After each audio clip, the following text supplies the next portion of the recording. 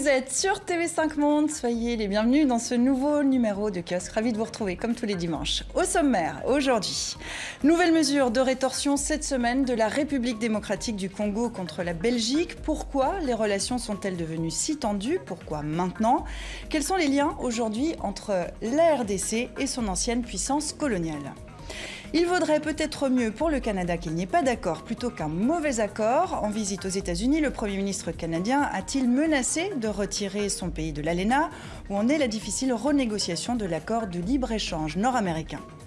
Le président français a douché les espoirs des nationalistes corses, fin de non-recevoir à leurs revendications. Que veulent les Corses et pourquoi? En quoi l'île méditerranéenne est-elle différente? L'unité de la France est-elle menacée? Et cette question, si la France devenait un État fédéral? Trêve olympique entre les deux Corées à l'occasion des JO d'hiver de Pyeongchang, rapprochement symbolique ou vrai tournant dans leurs relations? Pourquoi ce réchauffement juste au moment des Jeux? Et le sport, cette question aussi, le sport a-t-il une capacité à pacifier? Pour commenter, décrypter et analyser l'actualité de la semaine, voici tout de suite nos kiosqueurs. Louis Kemayou, président du Club de l'information africaine, tour à tour correspondant des quotidiens camerounais Le Messager, Mutation, de Radio Vatican et de BBC Afrique, puis directeur de l'information de la chaîne de télévision Télésud. Amdam Moustaphavi, rédactrice en chef à l'hebdomadaire français Courrier International, où vous travaillez depuis 10 ans. Auparavant, rédactrice en chef adjointe chargée du numérique. Et puis Pierre Marlet, responsable du service international de la RTBF, la télévision belge. Vous êtes aussi le correspondant en France, basé à Paris. Merci à vous trois d'être ici en plateau pour nous livrer votre analyse. Si vous, chez vous, vous avez des questions, vous pouvez nous en faire part sur les réseaux sociaux, sur Twitter avec le hashtag de Moody's Kiosque ou alors sur notre page Facebook. On vous y attend nombreux. Cela fait donc plusieurs mois que les relations entre la Belgique et la République démocratique du Congo ne cessent de se dégrader. Avant de décrypter les rapports entre la RDC et son ancienne puissance coloniale, voici un rappel des derniers épisodes. Vous allez devoir un chassé-croisé de mesures de rétorsion. On peut être très entouré et finalement se sentir bien seul. Voilà pour le sentiment de Didier Reynders lors de l'inauguration de la nouvelle ambassade de Belgique à Kinshasa. Ce jour-là, les ministres congolais brillaient par leur absence. La crise diplomatique était déjà consommée. Je suis persuadé que l'impasse actuelle ne peut être résolue que par des élections libres et transparentes. La tension monte d'un cran, alimentée par ces images. Des cortèges citoyens organisés pour réclamer le départ du président Kabila sont matés dans le sang à Kinshasa. Les autorités belges réagissent. L'aide financière est revue. 25 millions d'euros seront directement affectés aux besoins de la population. Piqué au vif, la diplomatie congolaise a des mots très durs aujourd'hui.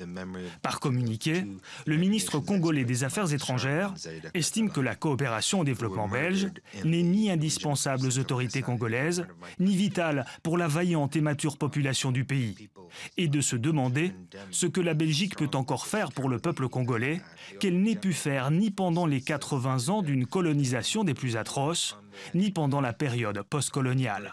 Des paroles et des actes. Kinshasa demande la cessation immédiate de la nouvelle agence belge de développement et la fermeture de la maison Schengen, où la délivrance des visas était centralisée. Et cette semaine, les autorités congolaises ont demandé la fermeture du consulat belge à Lubumbashi. Kinshasa va faire de même à Anvers en Belgique. Quant à la compagnie belge Brussels Airlines, elle doit réduire ses vols de 7 à 4 par semaine. Louis, chacune de ces décisions pénalise d'abord et principalement les citoyens congolais. Est-ce que les répercussions sont très importantes pour eux concrètement et au quotidien? Je suis tenté de dire que les populations de la République démocratique du Congo sont entrées dans une phase, dans une spirale de difficultés qui semble ne pas trouver de fin. D'une part, ils espéraient, avec l'élection de Joseph Kabila, sortir de la dictature dans laquelle ils étaient plongés depuis les années Mobutu. Tel n'a pas été le cas. Le pays est entré en cessation de légalité complète parce que toutes les institutions aujourd'hui sont hors légalité. Et à côté de ça, il faut ajouter la vie elle-même qui est très difficile. Entre les conflits dans l'Ituri, les différents Kivu, le Kasaï, c'est très compliqué pour les Congolais de façon générale. Et cette tension diplomatique vient encore peut-être rendre la situation plus difficile? Elle vient rajouter une couche, sachant que si les Congolais de RDC veulent se rendre en Belgique, ils n'ont qu'une possibilité maintenant, c'est d'aller chercher les visas dans l'autre Congo, le Congo voisin, à Brazzaville. Et avec les relations avec Brazzaville ne sont pas au beau fixe non plus. Avant, ils pouvaient traverser avec une carte électorale ou une carte d'identité.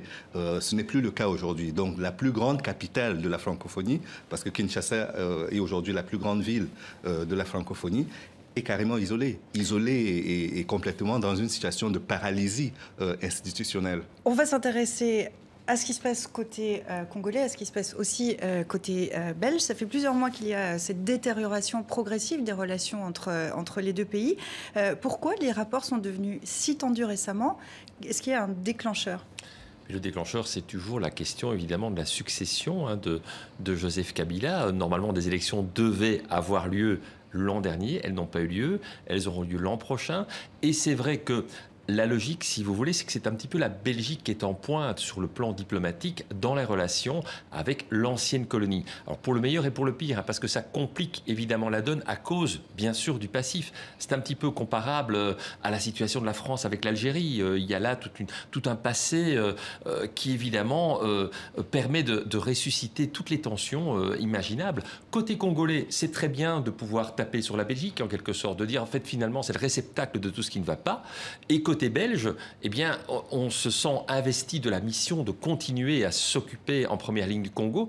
Et je pense que ça crée une situation schizophrénique. Juste un élément par rapport à ce qui vient d'être dit. La situation maintenant pour les citoyens congolais, c'est pas seulement de pouvoir se rendre en Belgique, c'est dans toute l'Union européenne. Puisque la logique, en quelque sorte, c'est que la Belgique est mandataire pour tous les pays de l'Union européenne avec ce qu'on appelait la maison Schengen pour permettre aux Congolais qui veulent un visa pour venir dans l'Union européenne. Eh bien, ça concerne 18 pays. Maintenant, cette maison étant fermée par les autorités congolaises, c'est effectivement la population congolaise qui en est la première victime. Donc c'est un petit peu, pour terminer, comme si dans cette crise, et aussi du côté de l'autorité congolaise, on n'a pas bien compris quand même que l'histoire a évolué et que maintenant ce n'est plus seulement la relation entre la Belgique et le Congo, c'est entre l'Union européenne et un des plus grands pays d'Afrique. Est-ce qu'on peut faire l'hypothèse que le régime cherche un ennemi commun pour ressouder un peu la cohésion nationale, puisqu'on sait que la situation est très compliquée à l'interne avec beaucoup de contestations en ce moment? C'est une hypothèse à faire, la Belgique comme ennemi commun? Je pense pas, parce que le fait est que, au-delà du fait qu'on tape sur la Belgique, l'opposition est quasi inexistante. Elle a disparu du radar. Quand vous essayez de déceler, de décrypter ce qui se passe au Congo, il ne se passe presque plus rien. Depuis la mort d'Etienne Tshisekedi, c'est comme s'il y avait un vide qui s'était créé. Moïse Katumbi ne le remplit pas, Félix Tshisekedi encore moins, et les divisions entre ces différents hommes qui n'arrivent pas à s'élever au rang d'opposants légitimes et incontestables fait qu'aujourd'hui, la population est abandonnée à elle-même. Donc c'est la lucha, ce sont les organisations de la société civile qui sont au premier rang de la lutte.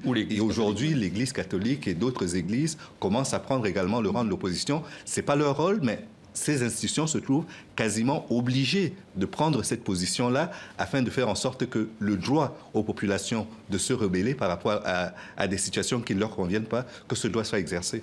Madame ? Oui, si c'est un calcul, en tout cas, de faire un ennemi commun à la Belgique, je ne suis pas sûre que ce soit un très bon calcul parce que ça va ajouter à la colère de la population qui ne trouve pas vraiment de moyens de s'exprimer puisque les manifestations qui avaient été organisées par l'Église catholique ont été durement réprimées. Il y a quand même le conflit au Kasaï où les gens meurent de faim. Enfin, il y a quand même plusieurs zones, le Kivu également. Et il n'y a pas d'échappatoire. Donc, c'est un pari assez dangereux de la part de Kabila qui peut ne faire qu'escalader la colère de la population. Côté belge, on a l'impression que la Belgique va peut-être un peu à la confrontation. Est-ce qu'elle s'est assurée, vous le disiez, c'est pas que la Belgique, c'est aussi l'Union européenne. Est-ce que Bruxelles s'est assurée du soutien de ses partenaires européens? On voit bien que la France, l'Espagne sont plus occupées à s'occuper de contrats qu'à s'occuper de ce qui se passe en politique intérieure en RDC. Alors officiellement, oui, il y a eu des contacts préalables et je pense que par exemple dans le cas de la maison Schengen que je citais, évidemment, il n'y aura pas de défection de la part des autres pays européens, à commencer par la France, qui garderont évidemment la règle, tout simplement parce qu'on n'a pas envie que ça donne l'exemple et qu'ailleurs, dans un autre pays africain, on trouve un petit peu la même situation. Donc ça, c'est évident. Par contre, est-ce qu'effectivement la Belgique doit vraiment peser de tout son poids de cette façon-là? Ça, c'est une question sans fin. Vous savez, les relations Belgique-Congo, comme je le disais, ça a été une série très longue de réchauffement, et puis de refroidissement, et puis de colère. Et donc, il y a tout ce passif, et parfois quand on va trop loin, alors évidemment on ne fait que tendre la situation. En même temps, ne rien faire, c'est accepter une situation de fait. Normalement, des élections doivent avoir lieu, et pour le moment, il y a une église qui est, comme on l'a dit, qui essaie de cristalliser une opposition au régime de Kabila pour dire qu'il faut des élections cette année. Et là encore, on est toujours en train d'attendre que les choses se fassent réellement, de voir s'il n'y va pas encore avoir un énième report. Un petit peu d'histoire, ça n'est jamais inutile. Le Congo fut d'abord, je le rappelle, une colonie privée du souverain Léopold II. Une propriété privée. Propriété privée de Léopold II. C'était de loin le principal territoire belge à l'étranger, 76 fois plus grand que son propre territoire. Le 30 juin 1960, le Congo belge devient indépendant. Quels sont les rapports entre la RDC et son ancienne colonie aujourd'hui ? Déjà du temps de Mobutu, parce que c'est la période où on a eu le plus d'aller-retour, comme je l'entendais tout à l'heure, de refroidissement, réchauffement. Il y a eu énormément de cela. Puis, ça s'est relativement normalisé. Tant que tout allait bien sur le plan politique à l'intérieur, c'est-à-dire après l'élection de Joseph Kabila en 2006, on a eu l'impression qu'il y avait une renormalisation sur le long terme des relations. Mais ça s'est gâté récemment, ça s'est sérieusement détérioré. Parce qu'aujourd'hui, la RDC est acculée. Et son ennemi, ce n'est pas que la Belgique. Il y a également les Nations Unies à travers la mission qu'elle a sur place et sur la MONUSCO, et qui aujourd'hui est presque priée de partir parce qu'on estime qu'elle ne remplit pas sa mission, que la Belgique se mêle de choses qui ne la regardent pas. Le pays est indépendant et il n'y a pas de droit d'ingérence dans les affaires intérieures. Et malheureusement, tout cela ne permet pas de rasséréner le jeu politique, de rasséréner la pratique politique sur le terrain. C'est tout cela qu'il faut relever pour le déplorer surtout. Et il y a une chose qu'on n'a pas remarquée cette semaine peut-être, c'est que l'archevêque de Kinshasa... Oui. On va y venir. Oui. Juste avant de passer à ça, est-ce que la RDC est nécessaire à la Belgique économiquement, par exemple ?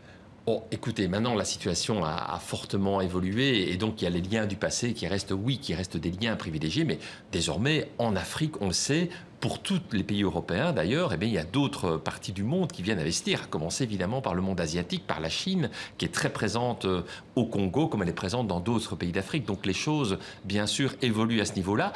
Simplement, la situation qu'on vit aujourd'hui au Congo rappelle ce qui s'est passé dans d'autres pays voisins, rappelle ce qui s'est passé au Burundi, qui est un petit pays, mais qui est entré un petit peu dans une spirale aussi de violence, avec une non-respect en quelque sorte des règles démocratiques telles qu'elles avaient été énoncées, qu'il fallait des élections libres, etc. Donc, le danger, si vous voulez, c'est que cette partie comme ça centrale, et là évidemment le Congo est beaucoup plus grand, eh bien qu'on ait une situation qui empire, qui devienne catastrophique, qui devienne ingérable, tout simplement parce qu'il y a un jeu démocratique qui doit s'exercer.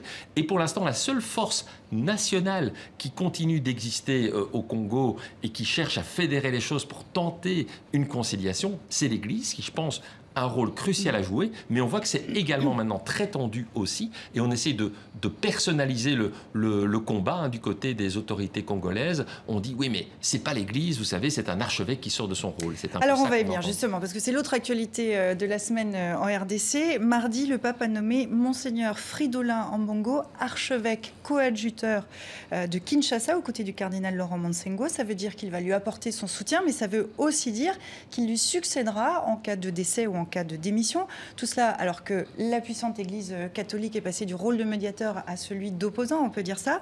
Climat très tendu avec le régime de Kabila. Comment interpréter cette décision du Vatican de nommer Fridolin Ambongo ? Je pense que le pape François est en train de faire en RDC ce qu'il a fait à peu près en Birmanie lorsqu'il s'y est rendu par rapport à la crise des Rohingyas. Il ne veut pas mettre en difficulté l'Église catholique par rapport aux autorités de la RDC. Ce n'est pas un désaveu, mais ça commence à y ressembler énormément.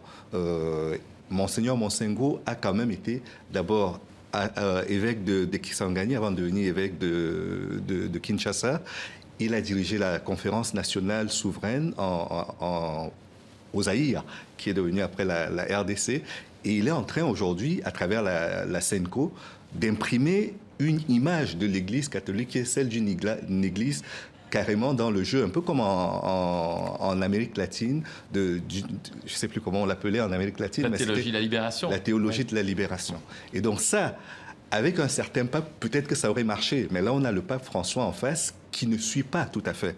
Et donc je pense qu'il est en train de payer en quelque sorte cet engagement-là et le risque pour l'Église catholique d'avoir ces relations cristallisées. N'oublions pas que Mobutu avait déjà interdit à l'Église catholique d'exercer en RDC à un certain moment, en fermant les églises, en fermant les écoles, en fermant même les dispensaires. Et ce n'est qu'après, quand il parlait de... Comment s'appelait sa théorie? L'authenticité. Quand il a parlé de l'authenticité, il a fermé tout cela. Et ce n'est qu'au bout d'un certain nombre d'années qu'il a réactualisé son logiciel et qu'il a remis la balle au centre dans les relations avec l'Église. Que l'Église catholique prenne une telle place dans un pays, comme c'est le cas en RDC en ce moment, vous voyez ça de quel œil, Amdam? C'est clairement pas la politique... Enfin, le pape François est à la fois un pape très politique et un pape très apolitique. C'est-à-dire qu'en effet, il intervient, mais comme on l'a vu en Birmanie, il est allé en Birmanie sans jamais dire le mot Rohingya. Il veut que l'Église soit très présente, mais il ne veut pas non plus cette ingérence dans la politique des États. Du coup, c'est...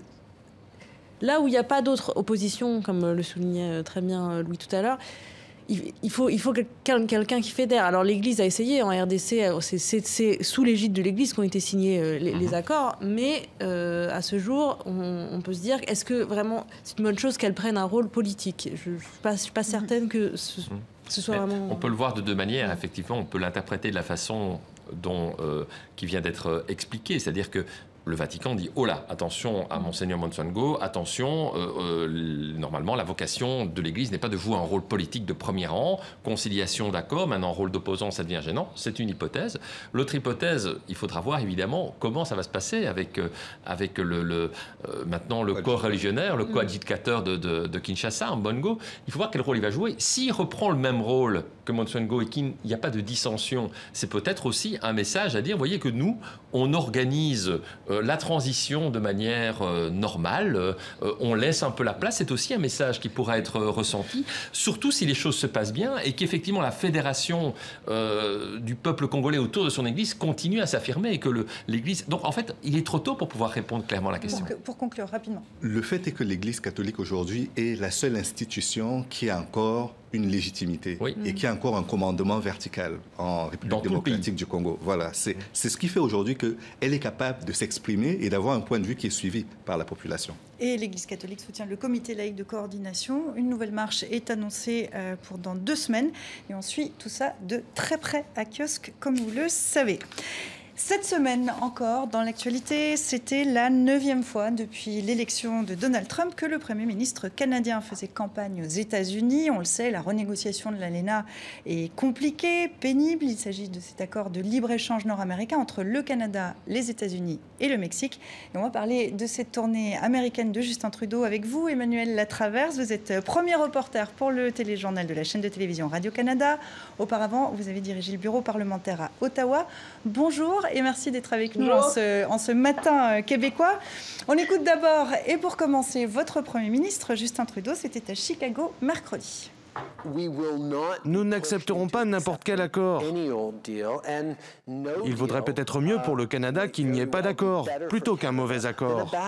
On ne va pas accepter des pertes juste pour pouvoir avoir un accord, et j'ai été très clair sur le sujet. Nous nous attendons à un bon accord, un accord équitable, parce qu'honnêtement, il n'y a aucun autre pays au monde qui a le plus intérêt dans une réussite des États-Unis que le Canada. Pas d'accord plutôt qu'un mauvais accord. Emmanuel, est-ce que Justin Trudeau fait du chantage aux États-Unis ou essaie de faire pression? Je ne pense pas qu'on peut parler de chantage. Pourquoi? Parce que c'est un discours que tient Justin Trudeau sur la scène internationale de manière beaucoup plus large. Lui qui se fait l'apôtre d'un libre-échange plus inclusif, qui bénéficie les travailleurs et qui ne fait pas qu'enrichir les grandes entreprises internationales. C'est le même discours aussi, rappelez-vous, qu'il a tenu l'automne dernier, alors qu'il a refusé au Japon de signer la nouvelle mouture du partenariat transpacifique sous prétexte qu'il restait des éléments à négocier. Le même discours aussi qu'il a tenu en Chine, tout juste avant Noël, lors de sa visite, lorsque le Canada n'a pas réussi à boucler l'idée de lancer des négociations de libre-échange avec la Chine. Donc, M. Trudeau qui dit on ne va pas signer n'importe quoi. Le Canada a des objectifs d'équité, d'équilibre, et ça vaut pour tous les accords internationaux. C'est sûr que dans le contexte des négociations avec les États-Unis, ce discours-là peut-être frappe davantage, mais le Canada tient à tenir une ligne dure et à envoyer le message clair aux États-Unis qu'il n'est pas question de s'en laisser imposer sous prétexte que les États-Unis brandissent la menace ultime de déchirer l'accord de libre-échange. Il faut voir aussi dans ce discours-là de M. Trudeau un autre message qu'il essaie d'envoyer aux États-Unis qui va à l'encontre de celui de M. Trump. Hein. Vous savez, pour M. Trump, des accords, on gagne ou on perd. Il voit ça, c'est très noir et blanc. Et M. Trudeau qui disait même cette semaine, lors de ce voyage, qu'on ne peut pas comparer des négociations commerciales à une partie de hockey où quelqu'un a gagné et l'autre a perdu. Un bon accord commercial, selon lui, en est donc un où tout le monde sort gagnant. Donc, le Canada qui tente de convaincre, finalement, les élus américains, toute la communauté des affaires là-bas, qu'il y a moyen de négocier quelque chose où toutes les parties tireront profit de cette modernisation-là, de cet accord-là. Alors, pour en tirer parti, il faudrait que la renégociation soit terminée. Or, elle s'avère très compliquée. Il y a 2 semaines, il y avait un tour encore à Montréal. Une lueur d'espoir a commencé à poindre, un très léger vent d'optimisme. Où en est-on de cette renégociation et sur quoi ça bloque? Ben, écoutez, au moins, lors de la vague de négociations à Montréal il y a quelques semaines, on a au moins réussi à boucler certains chapitres. Les chapitres sur la concurrence, sur les petites entreprises, sur la corruption. Le problème, bien sûr, c'est que c'est les chapitres les plus faciles à boucler. Les négociations achoppent toujours sur les éléments les plus difficiles, parmi lesquels, par exemple, toutes les règles entourant l'origine des pièces d'auto, par exemple, dans le secteur automobile, toutes les règles entourant l'agriculture. On le sait, le Canada a tout un système de gestion de l'offre. On en a beaucoup parlé dans le contexte des négociations avec l'Europe, donc que les États-Unis veulent revoir. Et surtout, l'idée que les États-Unis veulent imposer une clause crépusculaire dans l'accord de l'ALENA, donc que dans 5 ans, le nouvel accord soit caduc, à moins que les 3 parties n'acceptent de le prolonger. C'est quelque chose auquel le Canada s'oppose fermement en disant que tout le but d'un accord de libre-échange comme celui de l'ALENA, c'est justement d'avoir une certitude pour les entreprises et d'avoir cette épée de Damoclès au-dessus de l'entente à chaque 5 ans, c'est finalement complètement contre-productif. Donc, des petites avancées, mais on le voit, ça avance très lentement. Très compliqué. Pierre, vous vouliez intervenir? On revient vers vous tout de suite, Emmanuel. Juste vu de l'autre côté de l'Atlantique, ce qui est frappant, c'est qu'on a quand même un géant, les États-Unis, avec 2 pays beaucoup moins importants, le Canada et le Mexique. Et jusqu'ici, les États-Unis ont toujours imposé leurs lois aux 2 autres pays. Dans l'ALENA, ça s'est fait comme ça. Certes, en respectant les demandes qui étaient faites, mais le poids économique, diplomatique, politique des États-Unis est tel qu'on ne pouvait pas lui résister. Voilà, et démographique. Et là, avec la politique de Donald Trump qui est très cash, en quelque sorte, eh bien, finalement, ça permet à un autre personnage, Justin Trudeau, de devenir un petit peu l'opposant et de dire, moi, je propose une autre vision plus libérale, sociale, vers une mondialisation bien comprise, etc. Alors certes, il y a 1000 raisons de s'y opposer, mais en tout cas, c'est quand même une vision différente qui réussit à s'imposer. C'est vrai pour l'ALENA, c'est vrai aussi pour le traité, la tentative de traité du Pacifique qui va se faire sans les États-Unis si ça réussit. Et donc ça, c'est quand même une grande première. Alors vous me tendez une perche puisqu'on va y venir avec vous, Emmanuel. Vous l'évoquiez tout à l'heure, le Canada se tourne vers d'autres partenaires. On a appris qu'il y a un accord de principe en vue d'une nouvelle mouture pour le partenariat transpacifique. Qu'est-ce que c'est? C'est une zone de libre-échange avec 10 pays, au nombre desquels le Japon, la 3e puissance mondiale. On voit bien que le Canada essaie de se tourner, mais est-ce que ça suffira pour compenser une perte possible de l'ALENA et donc des États-Unis, qui est le principal partenaire commercial du Canada? Non, je ne pense pas qu'on peut voir le partenariat transpacifique comme une alternative à l'ALENA. D'ailleurs, le gouvernement canadien avait entamé ces négociations-là bien avant l'élection de Donald Trump. Mais ça fait partie de toute la stratégie du Canada pour diversifier ses marchés et être justement moins dépendant des États-Unis et ne plus être pris en otage lorsqu'il y a une vague de protectionnisme comme celle qu'on voit aux États-Unis.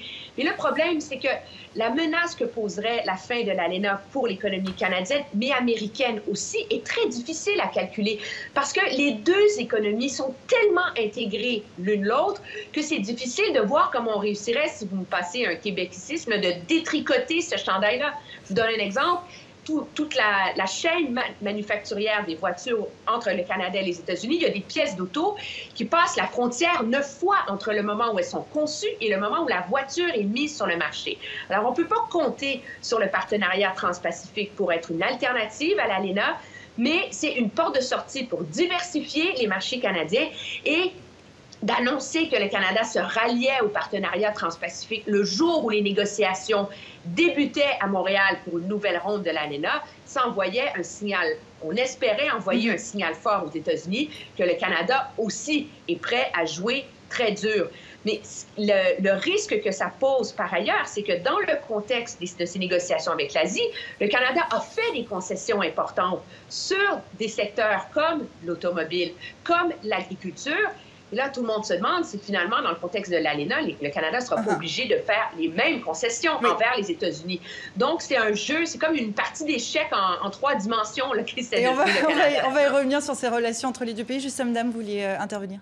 Oui, non, dire justement que Trudeau a bien compris aussi la diplomatie à la Trump, c'est-à-dire qu'on négocie au moment de l'accord, mais on négocie surtout avant, tout autour, puisque Trump est l'adepte de la diplomatie du tweet en général et de la négociation par le tweet. Il fait aussi, à mon avis, là, une démonstration de force, sachant que de toute façon, ALENA ou pas ALENA, les relations sont telles entre le Canada et les États-Unis, comme le disait Emmanuel, que de toute façon, avant l'ALENA, c'était un des partenaires commerciaux les plus importants. Il n'y a pas eu un changement non plus massif entre le Canada et les États-Unis. C'est surtout avec le Mexique c'est au Mexique qu'a profité l'ALENA et c'est avec le Mexique que Trump a un problème. Donc je pense que de toute façon, il fera en sorte qu'avec le Canada, les relations commerciales se maintiennent. Alors un dernier point, Emmanuel, pour terminer, il y a un autre dossier épineux, c'est cette plainte du gouvernement canadien contre les États-Unis devant l'OMC, l'Organisation mondiale du commerce. Est-ce que les autorités canadiennes pourraient l'abandonner? C'est ce qu'elle laissait entendre récemment. Et d'un mot, parce qu'on arrive au bout du temps.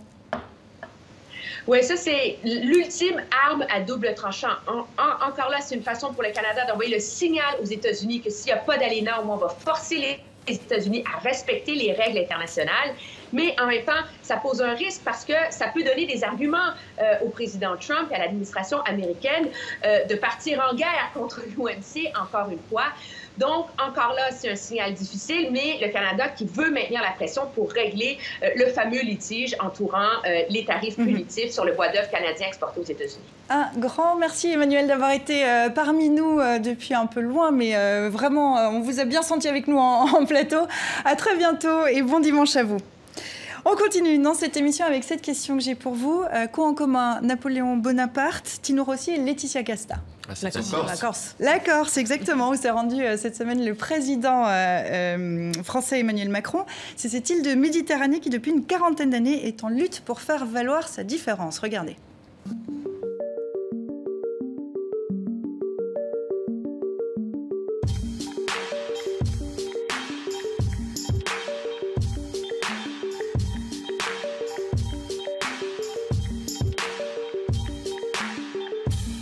Il n'y a pas d'esprit de provocation, il y a simplement la volonté affirmée d'élargir la lutte pour la corcisation des emplois, la défense de l'identité culturelle, la charte de retour des exilés.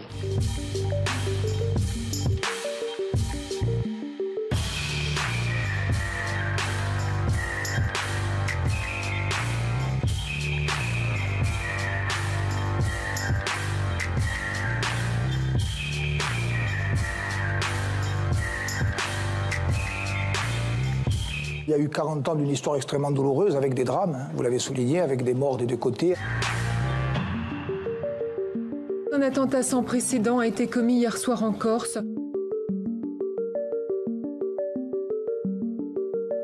La Corse et les Corses ont besoin que soit mis définitivement un terme à la violence qui sape les fondements même de la paix sociale sur l'île.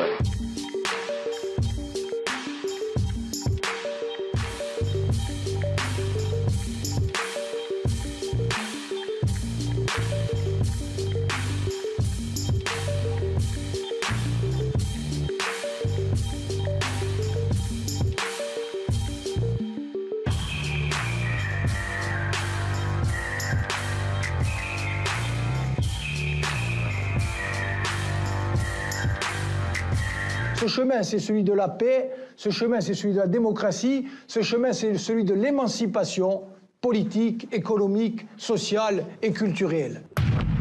Et le 10 décembre dernier, la coalition nationaliste remportait largement les élections pour la nouvelle collectivité unique avec 55,5% des suffrages. Il faut peut-être répondre à cette question avant de pouvoir se poser les autres. Amdam, est-ce qu'il y a un peuple corse ? Oui, il y a en tout cas une spécificité corse, il y a une identité nationale, entre guillemets, corse, qui n'est pas comment dire, antagoniste avec l'identité française. Les revendications, la coalition actuellement au pouvoir en Corse, enfin au pouvoir, il y a quand même une assemblée nationale exécutive, il y a un appareil exécutif corse qui est composé d'une coalition d'autonomistes et de nationalistes. Les autonomistes sont quand même largement majoritaires dans cette coalition. Eux veulent rester de toute façon dans le giron de la République. Il n'y a pas de volonté d'indépendance. Non, mais il y a des nationalistes comme Jean-Guy Talamone qui, eux, veulent d'ici 10 ans un statut vraiment indépendant pour la Corse, mais ils ne sont pas actuellement, c'est plutôt la tendance de Gilles Simeone ou de Jean-Christophe Angelini qui sont actuellement plutôt en tête, qui ont plus de pouvoir dans cette coalition. Si ça s'est mal passé cette semaine, c'est aussi parce que eux, côté Corse... Alors cette semaine, visite du président français, Emmanuel Macron.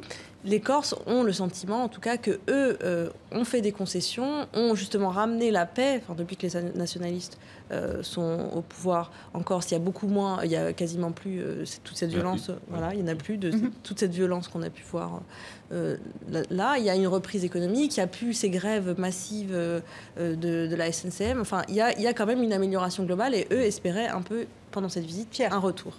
Oui, moi je fais part d'un tout petit peu de scepticisme parce que j'ai notamment été en reportage en Corse au mois de décembre à la rencontre un petit peu de ces milieux nationalistes.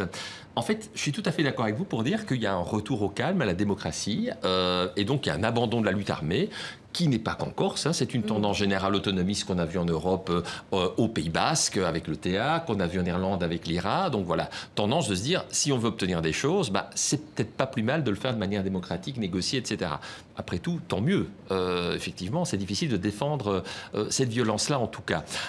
Pour autant, je crois que la seule différence entre les indépendantistes et les autonomistes, c'est une question de timing. Je crois vraiment que du côté du clan de Simeoni, pour en avoir discuté avec eux, ils sont d'accord pour dire que la Corse n'est pas prête aujourd'hui pour l'indépendance, que ce serait un non-sens, qu'elle n'est pas prête économiquement, qu'elle dépend beaucoup trop de la France, qu'elle n'a pas les moyens de sa politique. Mais le rêve ultime serait tout de même de se dire que c'est un peuple et que ce peuple doit pouvoir, à un moment donné, parvenir à s'assumer. Et donc, c'est là la difficulté. Et c'est une réponse à laquelle le président français ne peut pas apporter une réponse par un soutien, évidemment.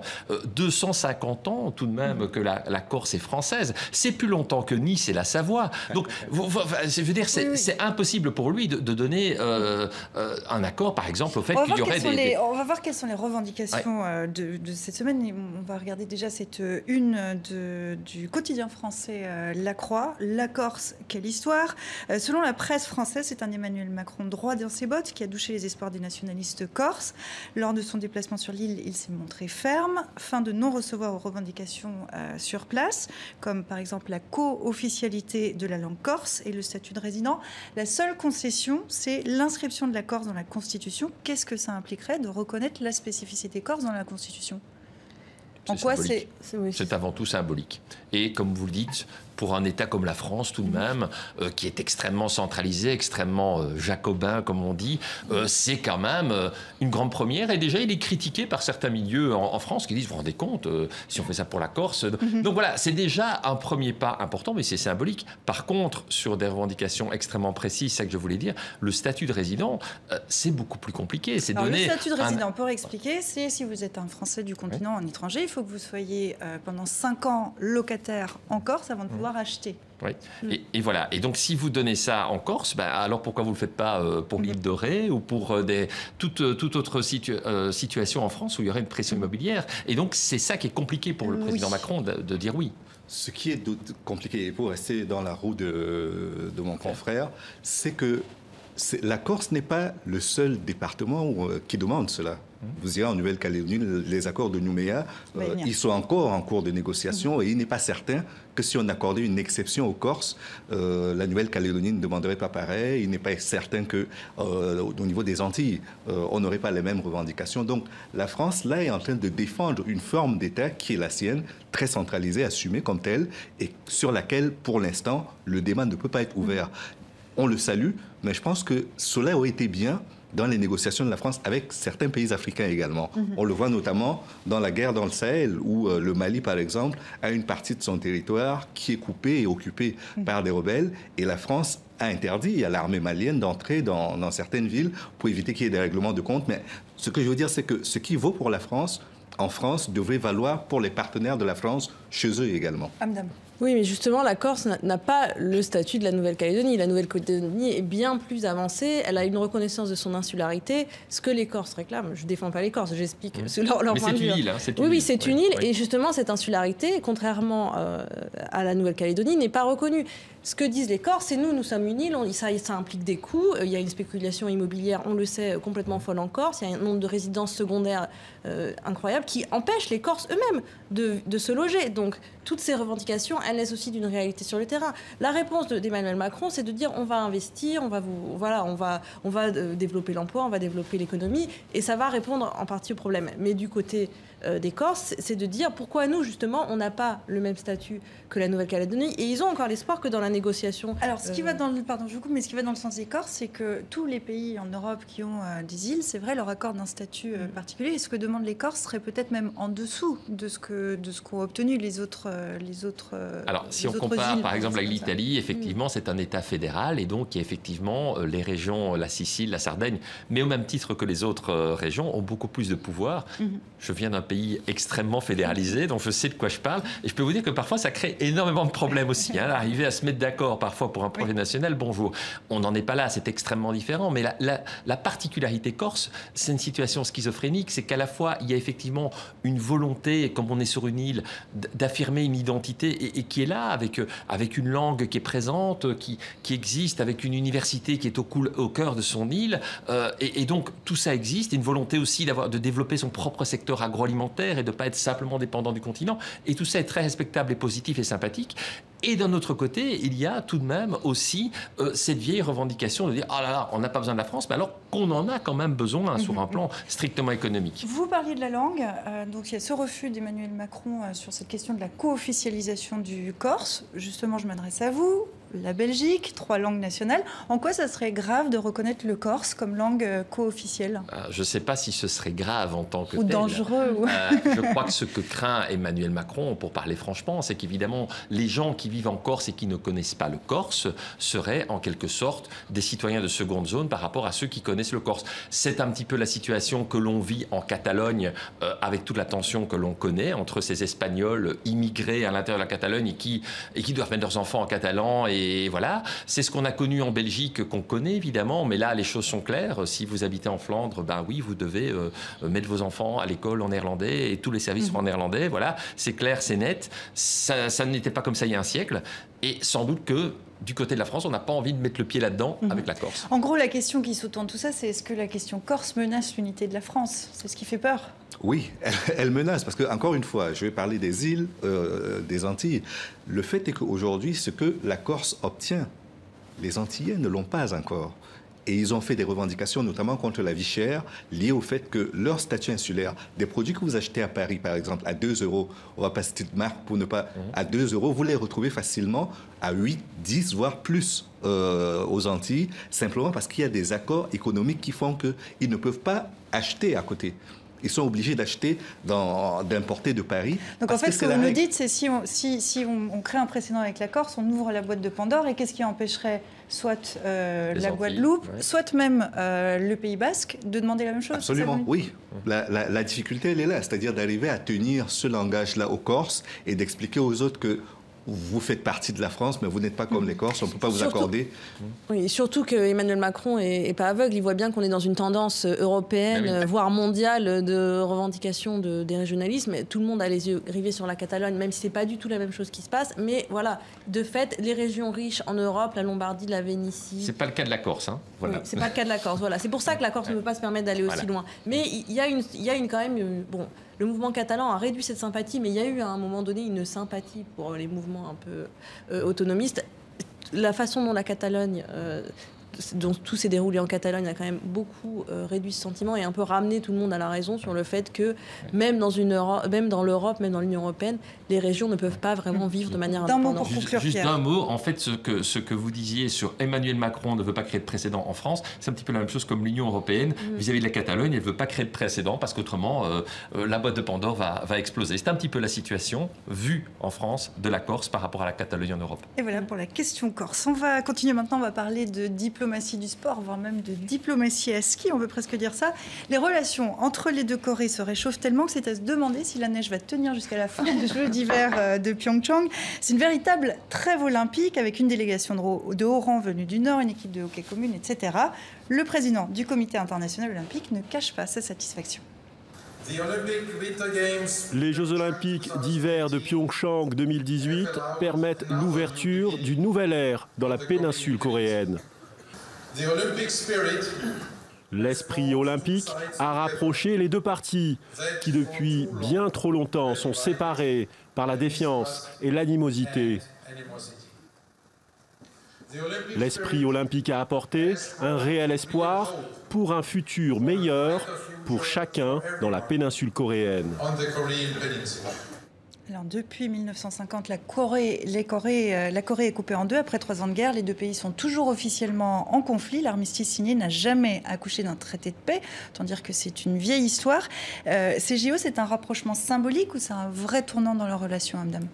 C'est un rapprochement très très largement symbolique. C'est surtout une victoire diplomatique du dirigeant nord-coréen Kim Jong-un, puisqu'il faut se rappeler qu'à la base, c'est la Corée du Sud, c'est le nouveau président Moon Jae-in qui a invité la Corée du Nord à participer aux JO. Et là, mais finalement, on dirait un peu que c'est la Corée du Nord qui sympathiquement s'est dit « Ah oui, je vais venir ». Alors que c'est pas du tout ça qui s'est passé. On sort quand même d'une séquence très dure où il y a eu plusieurs tirs de missiles, essais nucléaires, menaces mondiales quasiment de la Corée du Nord, qui se rachète à peu de frais une belle image en envoyant, tout le monde a parlé de la sœur, de la charmante sœur, et bien sûr de Kim Jong-un. Voilà, on voit quand même que le sexisme toujours à l'échelle mondiale est toujours là, puisque soudain cette femme serait éminemment sympathique, alors que pour le coup, Mike Pence, elle sourit beaucoup, et pour le coup, le vice-président américain Mike Pence a rappelé à plusieurs reprises que la dictature nord-coréenne reste une dictature et que ce n'est pas parce que là il y a un réchauffement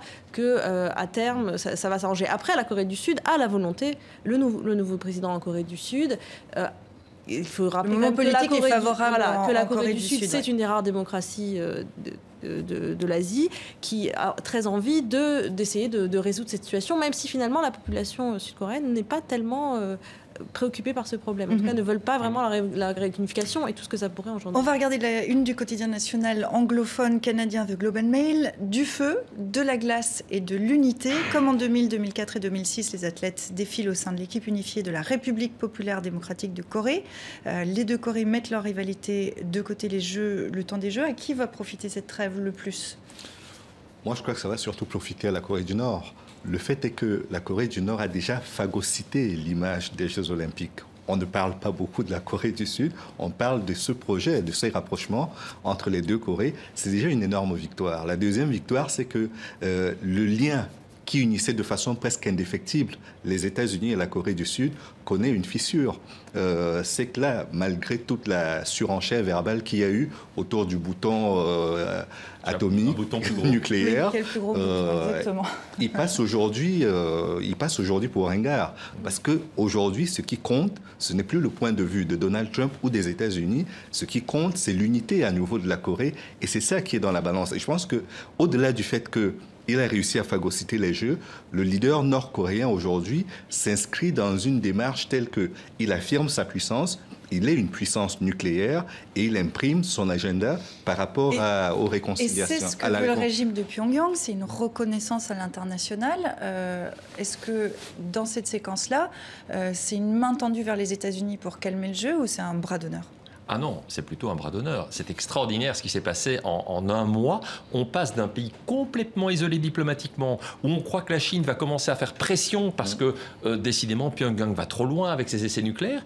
Et là, en acceptant cette main tendue de la Corée du Sud, parce que la Corée du Sud panique à l'idée de rater ses jeux, qu'il y ait des alarmes nucléaires, etc. Donc, il faut se souvenir qu'il y a 2 mois, tout le monde n'était pas sûr d'envoyer encore des athlètes, etc. On craignait un risque d'embrasement. La menace est telle que jetons la main aux Nord-Coréens, parce que de toute façon, c'est mon projet, c'est le projet de toute façon du président sud-coréen.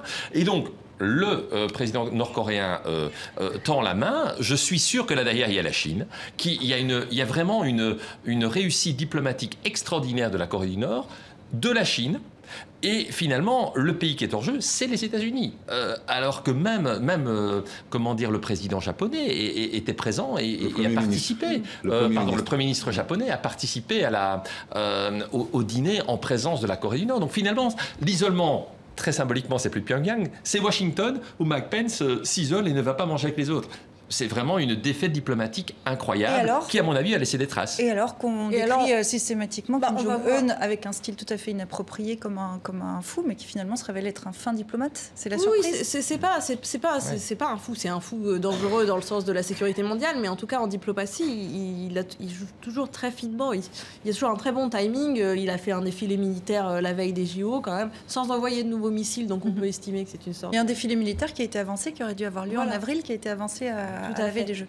Alors que de l'autre côté, la Corée du Sud a, elle, annulé ces démonstrations militaires qu'elle fait conjointement avec les États-Unis. Donc, comme le disaient mes camarades, c'est un signal très fort envoyé à Washington en disant maintenant, ce qui est important pour nous, c'est l'unité de la Corée. La position nord-coréenne est renforcée en ce moment ? Clairement. Ah oui, ça me paraît incontestable. Maintenant, il faudra voir ce qui se passera à l'avenir. Mais je pense que cette séquence-ci, en tout cas, marque un tournant. Alors, bien sûr, il risque encore d'y avoir d'autres tournants, mais je crois que la diplomatie américaine se met vraiment hors jeu par rapport à la situation coréenne. Ce réchauffement arrive au moment des JO. Pourquoi le moment est propice ? Parce que les JO, de toute façon, historiquement, c'est toujours un moment où on essaye de... C'est comme ça que les a conçus Pierre de Coubertin, c'est comme ça que les institutions qui se sont succédées à la tête du CIO ont essayé toujours de vendre les Jeux Olympiques comme un moment de paix, de trêve internationale. On se souvient qu'en 1994, à Lillehammer, Juan Antonio Samaranch appelait à une trêve à Sarajevo, puisque c'était les événements très durs en ex-Yougoslavie. Il y a cette volonté, ça ne fonctionne pas toujours, puisqu'il y a beaucoup de Jeux Olympiques qui ont été pris en otage, entre guillemets, par des questions politiques, mais c'est la volonté, en tout cas officielle du CIO, d'afficher la paix entre les nations à ce moment-là. Et s'il y a un sport qui réussit cette diplomatie très bien, c'est le rugby. Il y a, en Irlande, par exemple, la fédération de rugby n'a jamais accepté la partition du pays. Ce qui fait que la fédération de rugby d'Irlande vaut aussi pour l'Ulster. Et c'est donc une équipe commune que les deux Irlandes présentent à chaque fois qu'elles sont sur la... Et il n'y a pas d'hymne national. Ils ont fait une chanson écrite par un chanteur irlandais qui n'est pas l'hymne national ni de l'Irlande ni de l'Ulster et qui est chanté, ce qui permet la neutralité sur le terrain. Pierre ? Oui, pour revenir aux Jeux Olympiques, en tout cas, ce qui est intéressant aussi, c'est que certes, Pierre de Coubertin a conçu ça comme un esprit de paix, mais ça a toujours été aussi des revendications politiques marquées. Ça n'a pas toujours été des Jeux de la paix. On se souvient tous, enfin, on ne se souvient pas, mais on se souvient toujours de l'exemple de Berlin en 1936, évidemment, qui est une démonstration de force de Hitler. Mais vous parliez effectivement de l'arme politique qui a été agitée. Souvent, c'est très intéressant de voir qui est derrière moi. En 1980, les États-Unis vont boycotter les Jeux Olympiques de Moscou. Ils vont entraîner plus de 50 pays dans leur sillage. Et donc là, il y a un rapport de force qui se crée vis-à-vis de l'Union soviétique. 4 ans plus tard, ce sont les Jeux Olympiques à Los Angeles. Alors évidemment, Moscou fait pareil. Ah, on m'a boycotté, je boycotte, mais ils ne seront que 14 à boycotter. Et donc ça annonce déjà que là, l'Empire soviétique est en train de vaciller. Et donc souvent, derrière l'esprit olympique, il y a quand même une lecture extrêmement géopolitique qui peut se faire. Et donc ici, je crois qu'effectivement, ce qui va rester comme image, c'est cette équipe commune de Corée, qui là est une grande première. Ils avaient déjà défilé ensemble, mais enfin, ils n'avaient jamais joué dans une équipe commune comme les Irlandais le font au rugby. Et donc ça, je pense que c'est quelque chose qui va marquer l'histoire du sport. Et je pense qu'il y a une autre chose qu'il faut signaler, parce qu'il y a les Jeux Olympiques de l'Espoir qui vont bientôt se tenir. Et ce sera sur le continent africain. Pour la première fois, le continent africain est pour l'instant le seul continent qui n'a jamais accueilli les Jeux Olympiques. Et ça va être une grande première. Au niveau du football, ça s'est fait. On a eu une Coupe d'Afrique, une Coupe du Monde en Afrique du Sud. On attend encore les Jeux Olympiques. Probablement pas d'hiver, peut-être en Afrique du Sud, mais on attend que ça ait lieu en Afrique également. D'hiver, il y a peu de chance, quand même. Dernière chose, on parle donc de cette importance de la diplomatie du sport, de ce qui peut s'y passer, des enjeux qui s'y jouent. Il y a un risque d'instrumentalisation aussi des Jeux Olympiques. Est-ce qu'aujourd'hui, la Corée du Nord instrumentalise les JO de Pyeongchang ? Oui, bien sûr. De toute façon, oui. Ce qui est étrange, c'est que normalement, c'est les États organisateurs qui utilisent les JO comme une vitrine, comme Poutine a pu le faire à Sochi ou Pékin l'a fait en 2008. Normalement, c'est plutôt l'État organisateur. Là, c'est l'État qui n'organise pas, l'État juste à côté, qui arrive à mettre la main mise sur les JO. C'est très intéressant. Et pour en revenir à ces équipes unifiées, ce qui est intéressant aussi, c'est que, comme je disais tout à l'heure, la population sud-coréenne n'était pas ravie, en fait, de cette équipe unifiée. Et le président était un peu étonné de voir que finalement, on protestait contre le fait que elles prennent la place finalement de certaines hockeyeuses sud-coréennes. Donc dans la population, dans la génération actuelle, les jeunes sud-coréens ne sont pas autant tournés vers la réunification que pouvait l'être la génération précédente, parce qu'ils n'ont pas grandi dans cette idée qu'ils étaient une seule Corée. Ils ont grandi dans l'idée qu'ils étaient un pays complètement indépendant. Mais c'est pour la compétitivité surtout qu'ils y sont opposés, parce qu'ils estiment que les Coréens du Nord ou les Coréennes du Nord ne sont pas suffisamment entraînés et ne leur apporteront pas la valeur ajoutée pour gagner des médailles. C'est ça qui fait la réticence. Et même au niveau des coachs, c'est la même réticence que l'on retrouve, parce que l'une des coachs qui n'est même pas sur le terrain maintenant vient de Corée du Nord, c'est une transfuge, et elle déplorait le fait que l'équipe ne soit pas compétitive à cause justement de ce rapprochement qui a été effectué. Et là, effectivement, c'est encore quelque chose qu'on n'a pas dit, mais qui est très important dans les Jeux Olympiques. C'est très important de participer, tout ce qu'on veut, etc. Mais ce qui est très important, c'est de gagner des médailles. Oui. Et on regarde toujours le tableau des médailles. Et il y a un lien évident entre la puissance d'un pays et son nombre de médailles. On parlait de Pékin 2008, la Chine qui a gagné en nombre de médailles. C'était la première fois. L'Union soviétique s'est affirmée pendant la guerre froide, participant enfin aux Jeux Olympiques, ce qu'elle ne faisait pas avant la Seconde Guerre mondiale. Mais il ne fallait pas participer pour participer, contrairement à disait Pierre de Coubertin, il fallait participer pour gagner, évidemment, avec un dopage d'État organisé, pour gagner le plus de médailles possible. Et donc, il y a évidemment ça aussi derrière le bel esprit de l'olympisme, c'est aussi une manifestation de puissance. Et encore juste d'un mot par rapport à l'histoire, pour bien dire que le sport peut être un instrument diplomatique. Prenons l'Asie, la diplomatie du ping-pong. La première visite d'un président américain dans la Chine communiste de Nixon, qui est allé voir Mao Tse-tung en 1972, au point de départ, c'est grâce à une équipe de ping-pong américaine qui était invitée à franchir la frontière et à venir jouer en Chine. Donc c'est bien la preuve que par le sport, parfois, on peut avoir des rapprochements géopolitiques. De la diplomatie, mais surtout du sport, encore du sport, y compris sur TV5 Monde, où vous pourrez suivre un certain nombre de compétitions. Je rappelle que les Jeux paralympiques refermeront cette séquence. Ce sera le 18 mars prochain.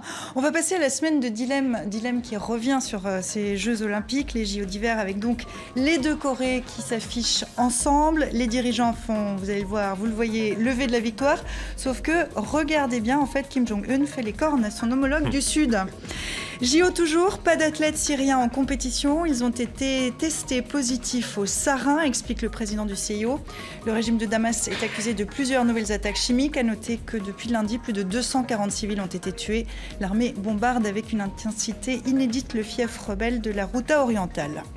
La Syrie, où par ailleurs Israël a mené une série d'attaques aériennes contre des cibles militaires iraniennes, touche pas à mon despote, écrit sur cette pancarte brandie par un mollah, et derrière lui un Bachar al-Assad goguenard. En France, l'accusation enfonce Tariq Ramadan, l'islamologue suisse incarcéré depuis sa mise en examen pour viol, a fait appel à sa détention provisoire. Je suis habillé pour l'hiver, constate-t-il en regardant tomber la neige sur Paris, car oui, attention, roulement de tambour, il a neigé à Paris cette semaine, ce qui n'a pas manqué de causer des embouteillages et quelques chutes de passants, mais aussi des images de cartes postales. Et qu'il neige ou qu'il vente, on va se retrouver dimanche prochain. Merci à vous trois d'avoir été en plateau ici ce dimanche pour décrypter l'actualité. Si vous avez aimé les émissions, si vous ne l'avez pas aimé, vous nous écrivez sur les réseaux sociaux. On se retrouve sur Facebook ou sur Twitter avec le hashtag #kiosque. Je vous dis à dimanche prochain.